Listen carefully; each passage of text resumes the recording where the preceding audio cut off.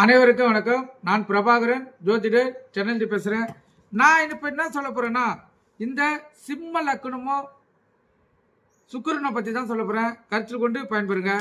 இஸ்திர லக்னமாய் சிம்ம லக்னம் கருதப்படுவதால் அந்த ராசிக்குரிய அதிபதி சூரியன் ராஜ கிரகமாய் கருதப்படுகிறது.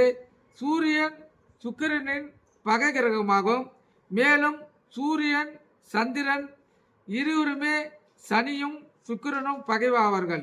ஆதலால் கடக லக்னக்காரர்களுக்கும் சுக்கிரன் லாபம் இடத்து அதிபதியாகவும், அதாவது சுக்கிரன் 4ஆம் இடத்து அதிபதியாகவும் சிம்மத்துக்கு 10ஆம் இடத்து அதிபதியாகவும் வருவதால் அந்த இரு லக்னக்காரர்களுக்கும் சுக்கிரனால் கலந்திரப்பாகவும் அமையும். அதாவது திருமணம் தடைப்படும், அதுதான் தெரிவிச்சிருக்காங்க.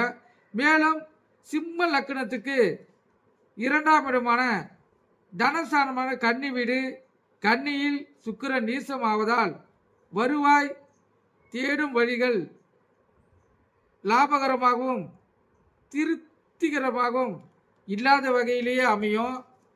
மற்றும் இந்த லக்னக்காரர்களுக்கு தாம்பத்திய வாழ்க்கை திருப்திகரமான வகையில் சுக்கிரன் அளிக்க மாட்டார்.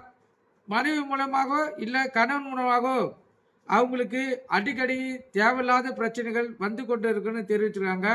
அதனால் அடிக்கடி இருவர் உறவில் பிரிவு ஏற்படலாம்.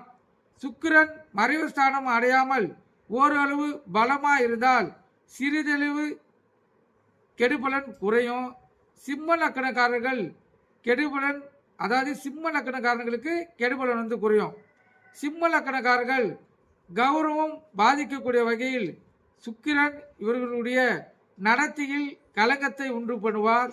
மேலும் இவர்களுக்கு சுக்கிரன் பாவியா இருந்தால் சுக்கிரன் திசை வரும்போது தீய காரியங்களில் ஈடுபடுவதை, அதாவது தீய காரியங்களில் ஈடுபட இவங்களை தூண்டுவார். கடைசி மூச்சு வரை இப்பழக்கம் நீடிக்கும். இது நீடித்ததால் புத்தி, செல்வம், கௌரவம் ஆகியவற்றை இவருக்கு கெடுதல் ஏற்படுத்தி இவருக்கு அவப்பெருவே ஏற்பட அதிகமான வாய்ப்புள்ளதாக சாஸ்திரம் கூறுவது. கருத்து கொண்டு பயன்பெறுங்க.